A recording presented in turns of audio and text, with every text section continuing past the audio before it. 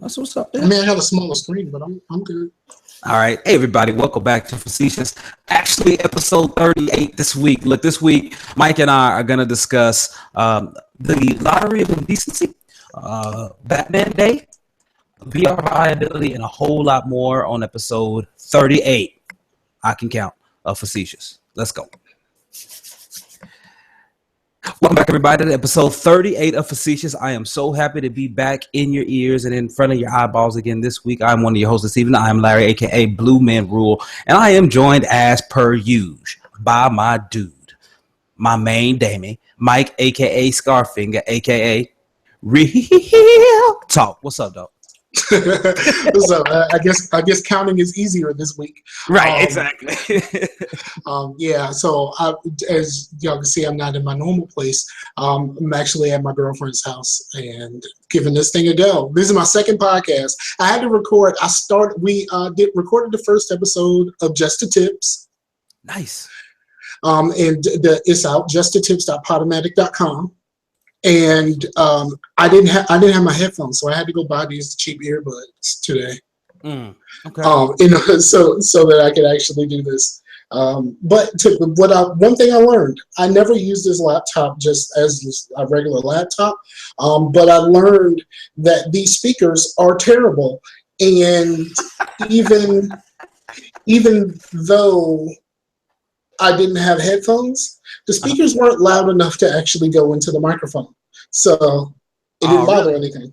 Yeah, but I'd rather have headphones just to be on the safe side. Right. And then let me tell you, bro, how bad are tinny earbuds? I hate tinny earbuds, man. Like, it just rubs me such the wrong way. I absolutely despise it, bro. Man. I love my headphones. I've never really been an earbuds person. I love my headphones.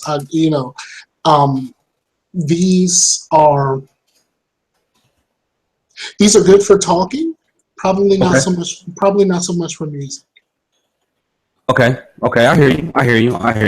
Not a good dynamic range on it, and I understand that. I mean, you don't want to have to go out and spend a lot of money on some makeup earbuds or whatnot. We were talking about that today in the chat, and yeah, man, I like headphones when I'm at the house, but when I'm out in public, I like earbuds, especially when I'm biking or something. I like earbuds. They're just easier. They're not as problematic. They don't fall off your head as often, and well, my head is often because I got a big head, but it's better for me. I actually prefer those. So, but yeah, man. So I would have been here earlier, ladies and gentlemen, if it had not been for this Windows 10 anniversary edition upgrade. Windows 10 has been out a year. I've been on Windows 10 a year, and they had an anniversary upgrade, and I like the fact that you can download everything in the background and you can start the update whenever you want to. But then after you power it off and it restarts and it powers off again, the next time you go to turn your PC on, it has more things to walk you through. Right. And I'm just like, why? That's what happened. That's what happened to me. When I turned the day before I came here, I turned it off and it said, "Oh, you got to update, so you can update and shut down." I was like, "All right, dude, cool. Do the update, shut it down, call it a day." But yeah, then I go to try to record a show. I turn the laptop on and it was like, "Yeah, we're gonna need some time." Like, come on, man! I thought y'all was doing this last night. That's what I'm looking at. Like, come on, son. It's like that dude that you borrow money and he'd be like, "Hey, I'm about to go get that for you right now. Like, I'm going to bring that right back to you." And the next time you see me, like, "Look, I'm about to go get that right now. I'm going to bring it right back to you." Like, come on, son. That's what you told me the very last time you and I met. You know what I'm saying? Right. Like, yeah, it's the updating Windows is like, all right, I'll be there in 5 minutes. Right. Like the meme that we had in the chat, it's like, yo girls, I'll be ready in 5 minutes, and the guys, I'll be home in 5 minutes, are the exact same 5 minutes. You know what I'm saying? It's the exact same 5 minutes. And yeah, man, I'm just like, oh, come on, Windows. You know what would be great though? Seriously. Why not give your boy a little estimate, a time estimate, right? And just let that little thing tick down. You know what I'm saying? Like, say, that's okay, true. I know I got 30 minutes. Cool. I can go watch half an episode of Orphan Black, which I'm on like episode 6 now. Yeah, man. So I'm working my way through. But I don't know why they just don't do that. Like that's just like smart consumer consideration stuff. But it is nice. I do like Windows 10. I've had, with anything you have some issues, but it's not too bad. It's really not, man. Also, bro, today came in the mail, dog. Okay, I see. Came in the mail, dog. And you know what? This thing doesn't have a regular DVD version. Look at that at the top. Blu-ray 3D plus Blu-ray. Other side plus digital HD. Where's regular DVD, bro? You don't need a regular DVD. You bought a Blu-ray.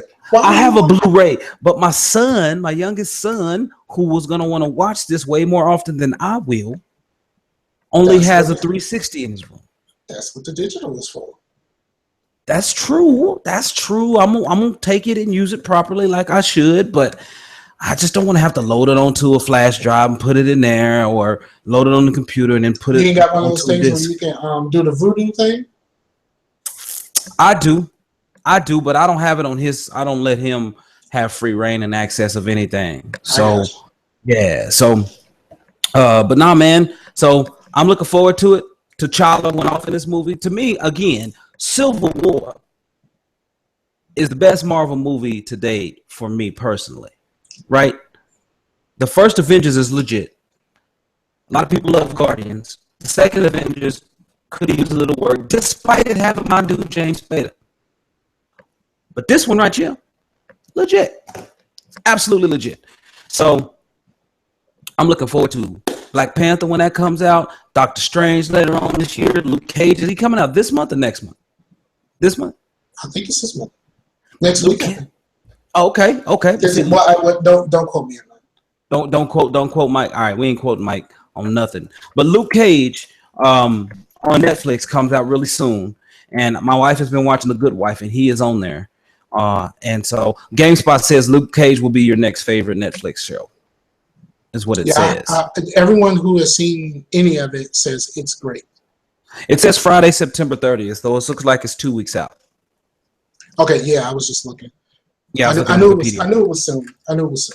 Yeah, no. You were right though. It's this month. So I mean, I can't be mad at you, bro. You were right.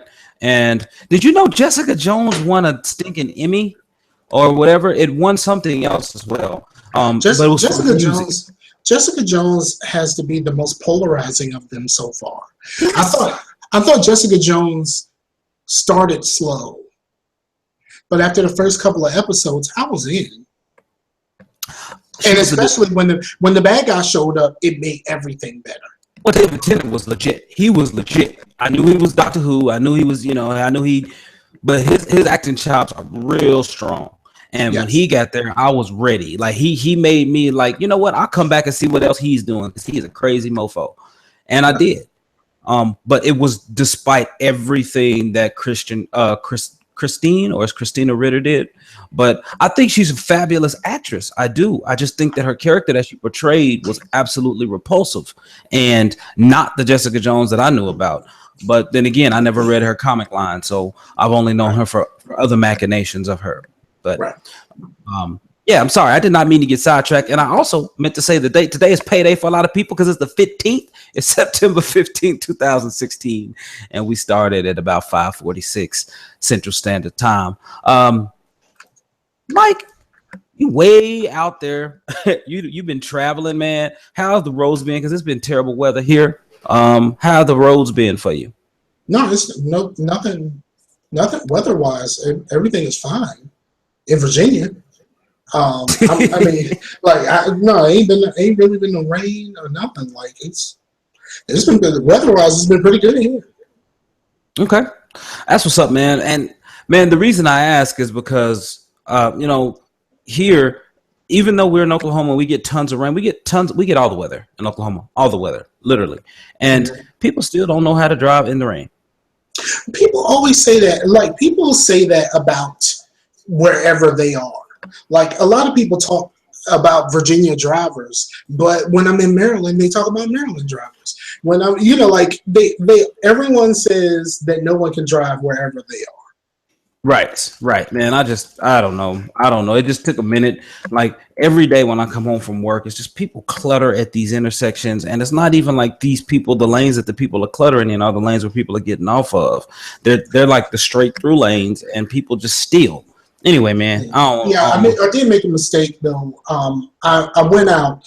I don't really know where anything is around here, so I Okay. set up a couple of places where I wanted to go, and one of the places where I went was near VCU. Okay. So I went and it was near VCU, and then it was like, okay, so I wanted to go to this place. So I pulled it up on Waze, and then I realized what time it was. And I'm like, I'm in Richmond. I'm down there near the college, and it's 3 o'clock. Let me just go home. Right, exactly. Yeah, yeah. You Yeah, gonna run into people, kids getting out of class, professors trying to get to the house. Like, yeah, that's yeah. uh I was stuck behind a couple of buses. It was just like, you know what? This may not have been the greatest idea. exactly. But hey, at least you learned your lesson and you move forward. Um, But yeah. So, quick question though. Now look here, man. I don't know if you watch the Twitter moments like I do, or like the things that kind of take over the day. But I was on the other day, and this is one topic that I think is interesting. They were talking about the lottery of indecency, right? And it's this thing about women, and it's called women in perpetual shame. And what this lottery of indecency is it is a picture, and it is it's more than a picture. I need to say it is more of a diagram of what women face, despite what they wear. Because and it emerged from the burkini incident out in France. I guess it was out in France, I believe. And so it has a diagram. Of just a woman, and it has it split in half, right? And it says it doesn't matter, and so each section is broken up into two different parts. So the head has with makeup, without, right? And then it goes down where the torso area, one is covered, one is not. And then as it goes further down, it's the legs, and one has a dress on it, and the other is like a short skirt. And and of course it was in French, but someone pulled it up in English, so we tell you what it is. And so it doesn't matter. So without makeup or with headgear, right? If they're wearing headgear, it's like my eyes.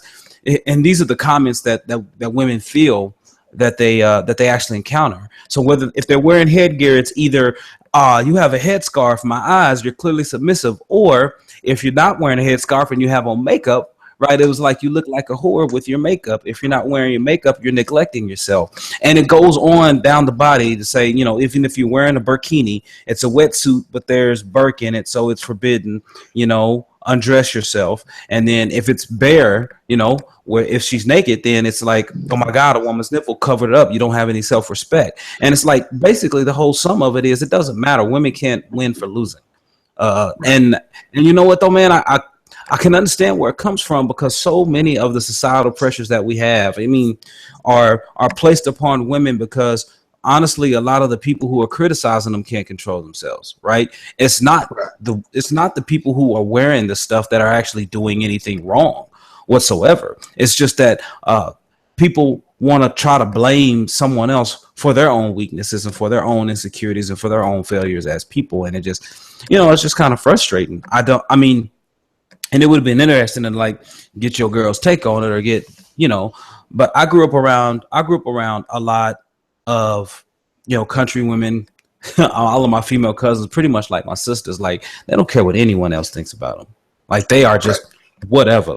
You say what you want to say. I'm a big girl, I'm beautiful, whatever. Like that's how they are.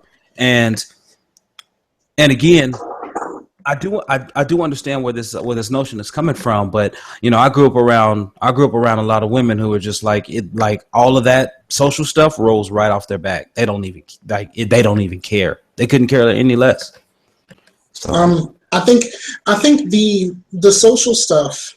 A lot of women carry themselves as if they do not care, and of course, I'm in the South, so I'm around the same type of people that you just described, mhm. but it does affect them greatly, even if it's just something in the back of their minds. I mean, I know some women who will not leave the house without makeup, just absolutely refuse. Huh. Um, there's a, you can say you don't care, but society, basically by virtue of especially social media and all of this stuff, they basically make you care. Yeah. So even if you think like, I don't really care what you think, I'm just gonna carry myself. However, we still are beholden to the pressures of society, and nowhere is that more present than social media. Right. A lot of, just let a woman put up a selfie and see what happens. Like there's going to be a lot of people who, a lot of women put up selfies and people tell them how pretty they are and stuff like that. Mm-hmm. And then there's times it goes the other way, and that's crushing. When all you wanted to do was just take a picture of yourself and just say, hey, I'm happy today. And someone says, well, you look like crap. And then that just snowballs. Right. And it can really damage a person. It could really hurt a person. And, it sucks as a father of a little girl. Yeah. What I can see what her version of society does for her. She goes out with her friends, and my daughter is the star. Like wherever she goes, pretty much she has that bombastic personality, right? Right. We all get it from my grandma. My grandma was the star of all stars, but but we have the kind of personality where people want to be around us. So she goes out with her friends, and there's an older girl who, wants to make sure she still got her friends. So she starts saying that Pooh Bear is ugly and stuff like that. And then Pooh Bear comes back. This is all happening at home at Baltimore. I'm told this is a third-hand story. Okay. But she comes back home saying, so-and-so called me ugly. Well, are you ugly? No. Then why are you crying? Right. Even though she knows that about herself, she very much knows that about herself. Just that one person saying it just hit her so hard. And that's what's happening in the types of situations that we're talking about. Like, you can,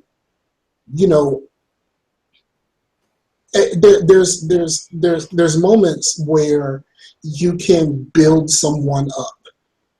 Mm-hmm. And there's a lot of moments where you hold the hammer, and that vision of themselves that they see in the mirror, you can take that hammer and you can smash that mirror and crash everything that they feel about themselves. So it's right. But in social media is just you're putting yourself out there in a room full of people with hammers. Right. There was another lady, I was reading a story on, I can't remember where the story was at. I think it was Examiner maybe. But there was a lady, an Italian lady. She was a really pretty Italian lady. She ended up making a video performing, some acts with another guy that she sent to her ex, I guess accidentally, but then he ended up reposting it. And then it ended up getting reposted and memed so much that she actually committed suicide after that. And it's just crushing because, like, wow, like the power of social media is so consistently abused in an extremely hurtful way that imagine what good it could do if the medium was actually used for something positive, right? But positivity isn't what happened here. Like we've already crossed the line of decency in the social media space. Right. And it's going to be really hard to go back on that because that's what we are now. We are an internet community of assholes. Like being assholes is basically what we do, professionally now. Like we're all professional assholes. Man, well, it's because people don't have any consequence, right? Yeah. Online, you don't have the consequence And even on Facebook, where you would think Facebook would be the least place where things like this happen. If I put my stuff out on Twitter, I have a little bit of anonymity. Like, you know, I'm Twitter friends with a lot of people from all over the world. They know the Scarfinger. They don't know Mike. And I can feel, I feel emboldened to go on Twitter and say, fuck the PS4. But I don't there you go. I don't feel that way. I don't feel that way on Facebook, where a lot of these people are people I know personally, or people I knew from school, family, my mama up there, like, you know. So I'm a little bit easier about what I post there. But even though I'm more careful about what I post, there's still people, and I see it every day, somebody else doesn't have the anonymity, and they still get what I try to avoid. Every day they go on Facebook and they say, today I'm feeling good, or today I'm feeling bad. And it just snowballs out of control sometimes, where the only thing that they can really do is just delete the damn post. And and it happens not even just there, like even in private groups, it just the piling on, and like I said, professional assholes. Like it's a thing, and people. Like I said, I see this every single day, and even to the point to whereas this thing may not be happening in front of you, but let something happen, you can rest assured someone is calling someone and say, "Did you see what that asshole posted?" Yeah, I want to be an asshole, but I don't necessarily want to be an asshole on Facebook. But I'm still gonna be an asshole. But we're gonna be assholes together. Me and you, us. We're gonna be assholes together to this other person. And it's something that I see every day. And social media is not really helping our society in any way.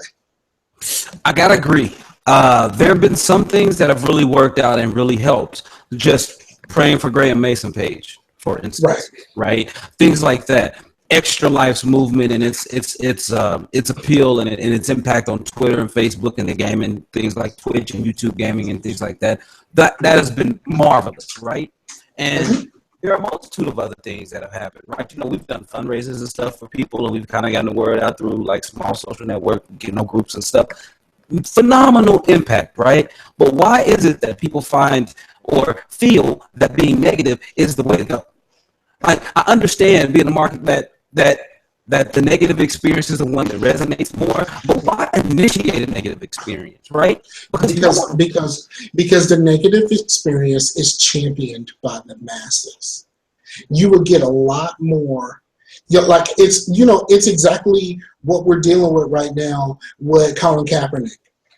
Right. Colin Kaepernick, you say what you want to about how he did what he did. But had he, and someone said maybe he should have just held a press conference and done this on his own. But had he held that press conference, he would have received more ire for stopping everything to hold a press conference to do that. So the only thing he did was sit down. He didn't bother nobody. He didn't say he didn't say anything until he was asked. And let's be honest, no one asked him a damn thing until a week later. And then it became this whole big thing. And then social media, of course. And then social media, of course, keeps twisting the message. Like he's, it's about the troops and all this kind of stuff. When Colin himself was just like, I don't got no problems with the troops. Like here is why I'm doing this. And everybody is screaming, "You're disrespecting the troops." I'm like, no, it's not disrespect to the troops. He even went into the whole thing. Like, no, I respect the troops and the freedoms that they ensure that I fight for, and ensured that he could actually peacefully protest in that manner that he did. Like, he wasn't hurting anybody. A lot of people felt it was disrespectful. And then even on Levitard, a couple of things we got to talk about. Because on Levitard, he said, he was like, why do we still play the national anthem before games? It's like, when did that tradition start? And why is it such a sacred thing? He never really understood it. And I shared a I shared a video. I shared an article that said that the players standing for the national anthem in the NFL is rather recent. Most of the time, they played before. They played the anthem before they come out. Yeah, before they came out. So that is rather recent. I think it was like 2009, 2006, one of those. But it was rather recent. Like they were never even out before the anthem was played. So now it's this big deal about some sort of inferred disrespect that he said, "I'm not disrespecting you." Right. And secondly, Dabo Sweeney also commented on everything, and man, I know you listen to Levitard, and I listen to Levitard, and he said he started off fine, right? He started off fine. He was talking about, the principles and the qualities that, Dr. King had a dream and things like that. And, he believed in all of these certain things. And then he got to a point, but then it ended up changing. He ended up saying, well, if this country is so bad, then some people should just leave. And he had a person in the audience that clapped twice. Right. He clapped twice. Nobody else was clapping. He was like right there like that. He was like, oh, okay. Yeah, they shut it down real quick. But I've been that dude before. I've been that dude that been somewhere and somebody said something. You start clapping and realize you're the only one clapping. So you just hold your hands together like, yeah, right. But see, here's the problem. Here's the problem with the whole Dabo Sweeney thing, and I know Levitard have already covered this. But he's saying that, now all of a sudden it's about him being the backup and saying what he had to say. But I'm like, whether he was the backup or the starter, one, he didn't say anything until he was asked. And two, like, it was said, like, in what Dabo was saying, he was talking about Jesus. Yeah, he did. He brought up Jesus. And so you're saying that it's not okay for him to sit down and use his platform to say we have some problems that we need to fix, and it is okay for you to say to go onto your platform and say Jesus, Jesus, Jesus, and then we get to the whole Martin Luther King thing, and one of my old coworkers, who is that the one you always disagreed with? Yes. Okay. He is very much he's very conservative, and he is very anti-democrat, and he keeps using this clip of Malcolm X saying that if you vote Democrat, you're a chump.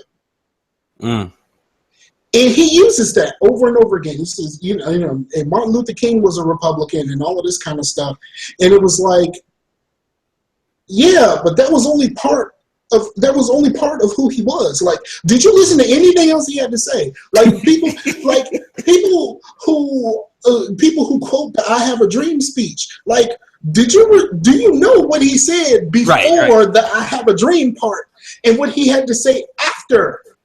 Like, you know what I mean? Like, there's a whole speech there. You took out this one little piece and tried to make him seem cuddly, and there was nothing cuddly about what he had to say. Nothing. Absolutely nothing cuddly about the rest of that speech. But because that's the part that that's the part that you want to use against people who have something to say in opposition to what you believe and what you feel, then you just take that one piece and roll with it, and now all of a sudden Martin Luther King is cuddly. I mean, it's the same thing that they did. It's just, you can do that because he's not here anymore. And one of the big things that people don't know about Martin Luther King is he wasn't really killed over what you think he got killed for. When he got killed, he was on his way he was doing stuff about workers' rights, unions, and all of that kind of stuff. That got him killed. That is like, you know, y'all need to get y'all stuff together so y'all can go to these people with the money and say, we demand more from you. And that is what got him killed. I Like, never you know heard what I that mean? angle before. I never heard that before. That is what got him killed. It wasn't fighting on behalf of civil rights. Obviously, he had a few. Obviously he had a lot of opposition to the civil rights part, but when he was fighting for workers' rights, that's when he pissed off the most people. And when you it wasn't the pissing off the most people, it was pissing off the people with the money. Right. Well, you know, in this movie, in one of his documentary or like autobiographical, like part fictional movies, you know, he did get calls and he did get like stuff on his lawn and he did get all type of things, you know, kind of lofted at him in his direction of his family because of what he was doing. But no, you're right, man. And here's the thing. I'm a firm believer that people just simply don't want to hear something that does not agree with them. You know, Scar, you know, doing the debates and stuff, man, you know, that's the whole point, right? You take a side of an issue where someone intentionally does not agree with you, right? And I just think that I think the populace is not used to that. I think the problem is that we have a lot of people who are yes people. And I think that people are just scared to really offend anyone. And my thing is, I don't mind offending you if I'm making you question the things about you that aren't making you as good of a person as you can be. I don't mind offending you. And I don't mind people offending me. But here's the thing. I don't go in with the intention of offending anyone. I go with the intention of trying to be truthful, trying to be gracious, and trying to be polite. Well, not necessarily polite, but just gracious and truthful, right? And you know, the whole thing is just speak, you know, spread the truth with love. That's the whole point. But a lot of people, even, and here's the thing, I know for some people, and nowadays truth is relative for some people, but because you don't agree with them, people take that so many different ways. Like they take it personally. Right. And it's like, look here, man, we just on different sides of an issue. And that's where we are with this Kaepernick thing. That's where we are with the Dabo Sweeney thing. Like a lot of people in the country, they're on different sides of the issue. And especially talking about the issue that Kaepernick was discussing. Like there are people who just still refuse to admit certain things. And we're just on different sides of the issue. And here's the thing. No one is trying to speak with any hate or any malice. We're just saying, look here, this is the experience that we have. This is what you think we have. They're on two separate sides. They're not the same. If it was like this, then I could understand, but they're not the same. And the problem is people don't even want to acknowledge or admit that they're not the same. Right. That's the starting point, you know? Yeah. I talked to another one of my coworkers and my ex-coworkers, and these are men that are. There have been one claims he's a minority because he's part Japanese. Oh, really? Okay. But you can't. But until he tells you, you wouldn't know. Right. You would just see him as just a white dude. But even though I disagree with a lot of what they have to say, that doesn't mean that we still can't talk about this. Mm-hmm. And we can go away from this disagreeing. That happens quite often. I have my other coworker is staunchly conservative. He does not and he absolutely hates Hillary. Mm-hmm. He absolutely hates Hillary with a passion, and that's the only reason why he wants to vote for Trump. He realizes Trump isn't the best idea for the country, but he hates Hillary that much. Wow, strong hate. Yeah, I mean he hates Hillary. Hate, bro. Well, he hates Hillary because he was in the military. He was at a response team that was close to Benghazi, and they never got the call because of Hillary. Right. So, with that, go back to the whole Benghazi thing. But like we have conversations all the time, and I call him my favorite bigot. I truly believe I truly believe he's a bigot, but you know, he states his case, I state mine. There's times when we agree to disagree. There's times when both of us are like, well, I never thought of it that way. But at least there's a conversation being had then that's important. Right, right. And the one good thing to come out of the Kaepernick stuff is the conversation that is being had. And that is good. That is good. Whether or not it's being stretched to some boo, it's a completely different situation. It's a lot of this is some bull. Like a lot of this is some bull. Like out of the many times he said this ain't got nothing to do with the military. They keep saying you're disrespecting the military. No, I'm not disrespecting the military. No, but you're disrespecting the military by what you're doing. Like, what am I doing? Did I? You know, I'm sorry. I sat down during the anthem. Right. And then after y'all got mad at me sitting down during the anthem, all I did was take a knee during the anthem, which was a great call, by the way. Taking the knee, great call. Yeah. But taking the knee during the anthem and just like, you know, that's all he did. Like, really, that's all he did. And again, I say, he sat down during the anthem and ain't nobody asked him about it. And this didn't become a big deal until a week later. Right. A full week later, this became a big deal, and now it's the biggest deal going on. Is because I think right now we're in a pretty slow news cycle. What else do we have to really talk about right now? You know, with Hillary and Trump, they are what they are at this point. Yeah. There ain't much else to discuss there. Like neither one of them is gonna convince the other's people to change sides at this point. Everybody is where they want to be. It's up to somebody right now. Yeah, everybody is up to somebody like what's his name, Gary Johnson. Gary Johnson to try to turn enough people to whereas he can get included in all of this stuff, but that ain't gonna happen either. So everybody is where they want to be with Hillary and Trump. There really isn't anything else going on right now. You know, of course, all of the 9/11 stuff that happened last weekend. But I mean, that is what it is always what it will be. That's not going to change. And Bomani brought up a really good point.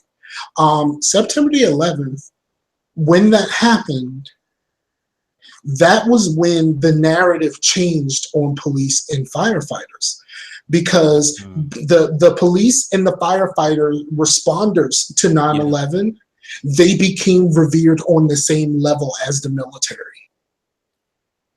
Oh, you think so? Yep, that's what happened. September 11th changed how we view first responders. And we made the heroics of firefighters and police officers was on full display. Like these people who risked everything to go in that building. That was like ultra heroic. But until then, we didn't really think of cops and firefighters as really being like that. And maybe firefighters to a certain extent, because of course, like they gotta go and burn in buildings. Right. To do what they can to fight fires. But cops most certainly weren't thought of as heroes in the same way that they were after September the 11th. Right. And I mean, it's even more difficult now. I mean, I think it's even more difficult now, just given the divisive nature of the country as a whole. And And then you ask the question, you know, the same question that we propose when we are proponents of what Kaepernick and others are doing is, how do you think we got here? Right. Let's talk about what they're trying to talk about. You know what I'm saying? Like, why is it that way? Why is it that way? And how you think we got here, player? Exactly. I'm asking you. I'm gonna need you to let me know, you know, how you think we got here. I mean, really. I can tell you how I think we got here as one of the people that feels the way that I feel about this whole situation. I'm not saying that that's how I feel about the country. but I do feel a certain way about the situation. So it really comes back to how do you think we got here, and back to the original point of the start of this discussion. The Dabo thing was basically him saying, "Y'all got it better than you've ever had." And he's basically saying, y'all got it better than we ever have. We have, we got black quarterbacks at these southern schools that Martin Luther King thought was an impossibility. We have black CEOs. He was like, we have black owners, which he said black owners in the NBA. Yeah. There's one. Yeah, I mean the leagues that we're talking about, the NFL and the NBA and stuff like that, are more than 80% black. One black owner. Right. What? Two if you count Jay-Z and Brooklyn. Jay-Z is a part owner. Prokhorov is the man. Prokhorov is the man. I mean, he's not even American, but Prokhorov is the man. Jay-Z is a part owner. Just like, the Williams sisters own, or do they still own part of the Dolphins? Yeah, I think the Williams sisters and a few other people like Enrique Iglesias and something like that, they own like small pieces of the Dolphins. Something stupid. Yeah, that type of stuff. But like when we talk about majority ownership, there's one. In both of these leagues, with high percentage of black people, there's one. Was it 64 teams?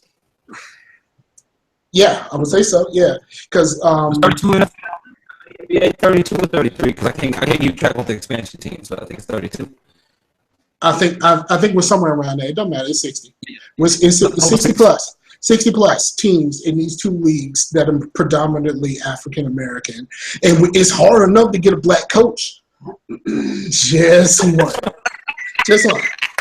Yeah, out of all those, just one. And to be honest, that one that we got, he bought it from the only other one. Yeah, that's right. What was his last name? Was it Bob Johnson? Bob Johnson. Yeah. Oh, of course. You named it. You have you ever thought about how they got the name the Charlotte Bobcats? He named them after himself. He named the team. Like, how strongly do you feel about yourself where you name a team after yourself? The guy that the Cleveland Browns was named after, he was like, "Don't do that." The guy that the Cleveland Browns was named after, he was like, "Yeah, don't do that. We good." And they were like, "No, we don't have no other choice. We gonna name us the Cleveland Browns." And he was like, "Come on, dog, don't do that." And they did it. Yeah, come on, son, don't. That's funny, man. That's funny. So, but yeah, so we, it's to answer Dabo. Yes, it's better than it is better than it was, but we still ain't close to where it need to be. Yep. I don't want to be afraid of the police. Exactly. And that's the biggest thing is I don't want them to be afraid of me. Exactly. I don't want to be a problem before I'm a person when they see me. Right. And I don't want to think of them in the same manner. I don't want to think of police like they are a problem to me before they are people to me. Because right. I mean, my cousin used to be a cop, and he was a cop in DC, and like around the time when all of this stuff started to happen, he's not a cop anymore. But the thought of these things happening, but someone, I know someone who put that badge on, and then I have to think like, if I was in DC and I got pulled over, would I have to be afraid of him? Right. You know what I mean? Like, yeah, we're not saying all. Like I said, it's just in general, my historical interactions have not been very positive. Yeah, I can't say all, but when you're shining a light in my face, I don't know whether you're a good one or a bad one. Y'all all wear the same badge. Y'all all wear the same uniform. Most of y'all drive the same cars, even though in Virginia, you got a lot of these regular cars with cops in uniforms getting out of regular cars, pulling people over. That's a problem all in itself. I truly believe that's a problem all in itself, because if you look at other countries, usually the cop cars have like neon and stuff on it, because you're supposed to want them to help, and then so the cars are in neon and all of this stuff. They're visible so that when you need help, you know where you can go to get it. But it's becoming more and more like, we are going to get you. No matter what happens here, we're gonna get you. Yeah.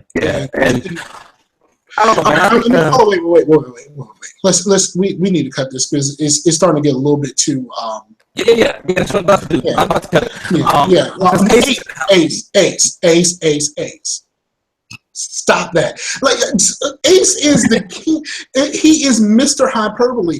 Everything Ace plays is the best thing he's ever played in the history of ever. Right now, he's trying to tell me in the chat that Forza Horizon 3 looks so good. First of all, I don't have my Xbox in Richmond, so I won't know. Second of all, you're just going to say this the next time something else comes out. You do realize you're just going to do this again. This is going to be the best thing ever, and we're going to be right back where we started. You always do this. Stop that. Why you chastising Ace? You didn't even admit that. You chastising that man already, man.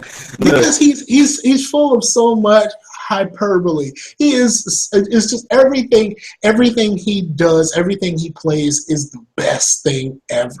And he just loves loving things, man. And nothing wrong with that. No, it is when you get hyperbolic about stuff. Don't be hyperbolic. Look, if Forza 3 looks great, it looks great. It is not the best thing in the history of ever, because there's going to be something else right after it that's going to be just as impressive, and you're going to feel the same way, and you're going to completely forget what you just said about Forza 3. It does look pretty good, though. It does look pretty good, though. I mean, it does. I'll say by playing it, it looks pretty phenomenal. And you're playing the demo. How much better do you think the full game is going to look? Right. Well, they generally keep it the same. Like, the visuals generally are the same. You just get an abbreviated portion, especially that's how they did with Horizon 2. But it's going to be so much more fun. So, yeah, you can check it out. And I think the demo is available on Xbox, on Windows 10 as well. But I know you can't do that, but it is. So yeah, I can't play on this laptop. Right. But so let me ask you, what shirt you rocking, man?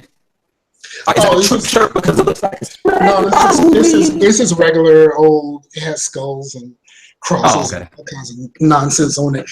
I went to Burlington. It was cheap. It was only black and white, so I could rock whatever pants I wanted. Word up. I don't understand about the color coordination, bro. Color coordination. Yeah, I got chastised because I have a custom jersey, and I chose a Jets jersey. Really? And I chose a Jets jersey. I have a custom Jets jersey. It's old and it's worn out by now. But I bought a custom Jets jersey because it's only two colors. It's only green and white. I could wear whatever pants I want to. And that's what made sense to me. You know, it made sense, like, as not really a big sports fan, as someone who knows a little bit about sports, it made more sense for me to get that custom jersey in Jets colors because it was only two, and I ain't had to worry too much about what I want with it. Right. I understand, man. Not that I care anything about the Jets at all. Right, as long as you know the champ, bro, you're good, I think. But hey, I'm rocking a Mass Effect shirt, and the reason I bring that up is because this week, just like they did with Dragon Age Inquisition, BioWare is allowing all of the fans to submit some audio voiceover work, which I'm going to submit probably this today or tomorrow. I'm going to submit it and try it out, but I really encourage the bar to try it. But man, I'd love to actually hear my own voice in the game, so I'm giving a little bit of that gear off. Speaking of hearing your own voice, Ace just said you were botting. And this is what I've been hearing the whole time. Really? Okay. Yeah. So Okay. it is you. I guess it might be, man. Like I said, I always get my son here always is streaming stuff. I'm just gonna have to get on him, and when I'm podcasting, he can't stream stuff because he's dude. I don't understand the sticking generation always on YouTube. Like they're on YouTube like it's regular TV. Bro, I don't understand, bro. I use YouTube like it's regular TV. It's not that generation. It's just I don't understand, bro. I watch YouTube. I watch Let's Plays of games that I can't play. I watch Let's Plays of games I would like to play better. I watch, there's certain personalities that I like. So if they try something new, I want to see it. That type of stuff. I don't even watch Netflix that much anymore. I'm pretty much YouTube. And ever since I got YouTube Red, this has been a fantastic experience. I don't want to get rid of my YouTube Red. Yeah, but it's not worth $10 a month, though, is it? Yeah, and right now I'm using my the Google Rewards money. Okay. So I still got $30. So I still got 3 more months. I figured I'd keep it red until after the election because I don't want to get hit with all of those election ads. Right. So yeah, but I love having YouTube Red. It is the most fantastic thing ever. Yeah, it's pretty solid, man. YouTube Red is pretty solid. I did the trial before under. I used a different because I have like a few Gmail accounts and I used it under one just to try it out, and I really enjoyed it, man. It was really nice. What I really like about it is the fact that it continues to play in the background even when you close the video down. Yeah, and if you have crappy internet when you leave your house, you can download stuff to your phone before you go out to do something. So if you're going to the gym or something like that and you want to get your YouTube on, just download the thing before you leave, and you can watch it while you're on a treadmill or on stationary bike or something. For sure. Well, man, we only got a couple of more things. I just want to go over 3 more things. Be real quick. Number 1 is did you know there was a Batman Day? Batman Day is September 17th, which is also Will, aka Geek William. Shout out to Geek William. This is his birthday. Shout out to Will. Yeah. So I didn't know September 17th was Batman Day, and DC is giving away some prizes. So when I actually apply for the contest and the giveaway, I will tweet it out so everybody who's listening and watching. Okay. So is that the fictional character's birthday? I don't think so. I really don't. I think it's just a Batman celebration day. I honestly don't know. I believe the first comic was like 50 years ago, and it was at the end of summer, but it wasn't in September. And it was Detective Comics #1. So that's why I believe it was, because the Joker and Batman both appeared in that one. But I don't believe it was that. I believe. Anyway. That's my presumption. Early happy birthday to Will, and then the following day is your birthday, Mike. So early happy birthday to you, dog. You know what I mean? Thanks, man. Yeah, man. I sincerely hope you have something good planned this weekend, man, because it's gonna be Sunday. Man, I don't know. There's a couple things up in the air. So I'm probably gonna end up having to move some stuff on Saturday, and that's gonna suck. Yeah. So I'm gonna try to enjoy my birthday, but it may come after having to move some stuff and being tired as hell and all right. kinds of stuff. So man, I hate that. No, hey, man, bro. No, I may not like it, but I need to move my stuff so I ain't had to pay another $150 cent. Oh, I hear you. Oh yeah, man. Yeah, that. Hey, that storage fee ain't no joke, buddy. I mean, it is no joke. Whew. Yeah, man. So no, but I hear you, man. But yeah, I wanted everyone to know Batman. September 17th is Batman's day. It's Batman Day, and there'll be a contest. I still want to know why that day. Like that seems like a really odd day. I honestly do not know, bro. Yeah, I'm gonna look that up. I'm gonna do that on my own. Okay. Action Comics. Was Action Comics #1 was released June 1938. I don't know if that's the same one. Anyway, just look it up for me, man, because that's what I was trying to do. I was trying to look it up as well. But that is interesting little trivia because that's where the Joker first appeared and Gordon and Batman, I believe. I think so. But Anyway, I'm just wondering if VR is still viable because Sony, they had an internal studio that they just laid off some people. They have a London studio, and the London studio has been instrumental in helping them develop and create some of the VR projects for Sony VR. And man, they just got rid of some people. They found out I guess they found that the people would be redundant. So here's the statement. Says London Studio have done a great job in leading the way in VR development. And as their first project nears completion, it is time to plan for the next VR project. The team will take all of their learnings and experience as they move forward. However, in order to achieve its ambitious goals, the studio will need to restructure around the need of the new projects. Unfortunately, there will be a number of compulsory redundancies within the London studio. We accept that this will mean that we risk losing high caliber staff whose projects have reached completion, and where possible, we will try to reallocate people to new projects currently being nurtured. Now, I like that very last sentence, but a lot of times it doesn't happen. So I'm just saying, like, VR, it's coming this fall, everyone. But again, I honestly don't see how it's going to be sustained. That's just me. I know I'm a pessimist on it, but I tried it, and even though I enjoyed the Marble Madness game that I did play, I'm still very, very, very skeptical on the future prospects of VR. Me personally, I was never in, and this is sad, but you gotta chalk this up to the game. This is how this works. Like y'all gonna help us get where we need to go, and when we can no longer use you, or once we hit our goals, y'all out of here. And that's just how the game. That's just how the game works. That's how it's been working, and so I'm not surprised by this. I'm not, It sucks for people to lose their jobs, but these people, this happens to these people all the time. And so it's really terrible for anyone to lose their jobs. I mean, I just lost my job a couple months ago. So, and it's been 2 months this day. So, it's just one of those things. It's unfortunate, but it's a product of how we support and how they do business. I think if they had more support for their VR development and stuff like that, these people will still be employed. But I mean, me, I was never in on VR anyway, so I can't speak one way or the other.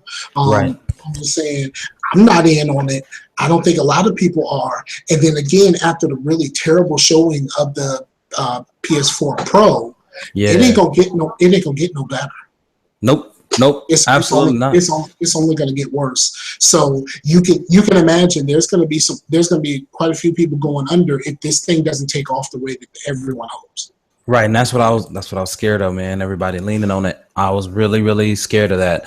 But we can just only hope that it does work out, or something else happens to keep everyone employed. It's 3D all over again. Yep. It's Connect all over. All right, y'all. So, hey, man, do you have any shout outs or anything, man, before we get up out of this piece? Thanks for dropping in, Ace. Appreciate it. Yeah, shout out to Ace. Shout out to everybody that's listening. I always shout y'all out. Thank y'all. Y'all can be anywhere, and y'all chose to spend some time with us no matter how you do it. Thank you for doing that. Check your boy out, Scarcasm Live. I'm putting up a quick show before 300. Me and Pimp talked about how much we hate the Prelude. And then the Dream Team has a new episode out. And Just the Tips. Yes, sir. Yes, sir. Just the Tips.podomatic.com. That's what's up, man. So, and of course, to the usuals, the Warriors and all that. I'll let you go. For sure. So again, thank you to everyone who dropped in. Ace, thanks for watching. Thanks to everyone who supports us. Meef J always tweeting everything out, man. Show very much appreciate that. Look here, I wanted to say, on this week's episode of OFR, we had some comments that proved to be kind of insensitive, and so OFR, we're not really about that. We're not about ostracizing people or anything like that. So I ain't heard it yet. What they say? No. You can't just say that. Back off. I'm like 4 shows behind. I'm gonna need you. You're gonna need me. Okay. So what they did? So what had happened? They tackled a subject, and they pretty much referred to something, in the middle school way as being gay, right? It was being and so it was being used in jest, but still it's insensitive, right? So so I issued an official apology on the but it was GEIGH gay. It was not see no. but yeah, so we had to issue a statement, man, and so I did that on the official OFR Twitter, and so we just want to let everyone know, hey, we don't police any of our hosts because we don't want them there to police them. We want them there because they're their own unique personalities, but at the same time, realize that not one host speaks for OFR, except possibly me, because I'm a co-founder. But otherwise, because that's what was happening. Everyone was attributing to the whole network, and that's not necessary. I want to be a co-founder. You want to be a co-founder? No, actually, I had the opportunity. There's a cookie buy-in fee. You got to make cookies. No, I actually had. Remember, in the early days, I had an opportunity to be a founder, and I turned it down, right? Because I was dumb, and I put more work on myself than I had to. Because if I would have actually been OFR, I wouldn't have had to do half as much as what I had to do by myself. So there's that. Right. But hey, it is what it is, man. So I just wanted to get it out there, tell everybody, hey, mad respect. Also, put Geeks for the Win in your ear this week, man. Or the last couple episodes have been really good. Go ahead and download that, put them in your ear. It's absolutely good stuff to listen to. I'm gonna punch Ace short ass in the face. You got to punch down, though. You got to punch down. Yeah. So his arms too short to box. Right. But he gonna reach. Right. But so no, that's really about it. I want to thank everybody again. We're gonna get everything lined up here. I still hadn't put up the last show from earlier this week on the audio feed, so I'm putting them both up tonight, so everybody have a chance to listen to everything. And y'all enjoy your weekend. Y'all be good. We'll be back in your ear again, hopefully next week, and hopefully Mike will have some better news, some good news for us. And man, and Mike will be a year older next time we holler at him. So don't remind me. Yeah, I'm almost as old. You know how old Ace is. Like I'm getting there. Man, how are you trying to be Ace? Oh. Right. But everybody, thanks so much for listening. We'll be back again next week. Peace out, Warriors. Peace out.